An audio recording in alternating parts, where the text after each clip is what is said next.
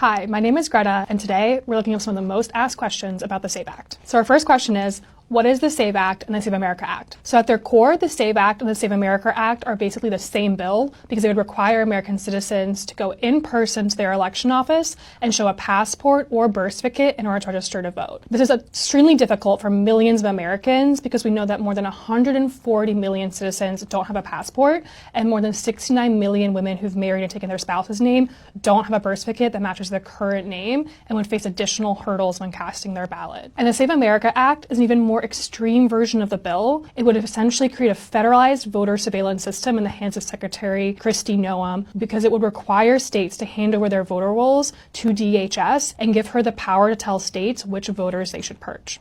Question number 2. Will these bills impact me if I'm already registered to vote? The answer is yes. So these bills would not just impact people once in their life, they would impact them throughout the entire course of their lives. So you're making an update because you moved, because you changed your name and got married, because you want to change party affiliation. All of those would require you under these bills to go in person to your election office and show your documents. Under these bills, could I use my real ID to prove my citizenship? The quick answer to that is no. Real IDs are not proof of citizenship, they're proof of legal residence in the US. So they're available to permanent residents as well as visa holders. And our last question, will these bills decrease voter fraud? No, because voter fraud is virtually non-existent in the United States. Study after study has shown this, and President Trump's own commission to study election integrity was disbanded after it could not find instances of widespread voter fraud in the US. What the SAVE Act would do, we saw that happen in Kansas. When they passed a law similar to the SAVE Act back in 2013, we saw that nearly 32,000 eligible American citizens were blocked from the ballot box.